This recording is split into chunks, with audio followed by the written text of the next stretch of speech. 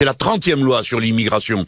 Figurez-vous que je retrouve des articles qui ont été adoptés une première fois en 1987, je m'y trouvais, qui ont été supprimés, je m'y trouvais, et qui ont réintroduit, et qui sont toujours aussi absurdes, comme vous savez cette histoire du droit du sol. J'y reviens, votre gosse numéro 1, votre gosse numéro 2 sont nés, ils étaient français, le suivant tombe sous le coup de la nouvelle loi, lui il est plus français jusqu'à l'âge de 16 ans. Ouais. Tout ça est absurde. La France est un pays qui s'est toujours constitué autour seulement de la politique.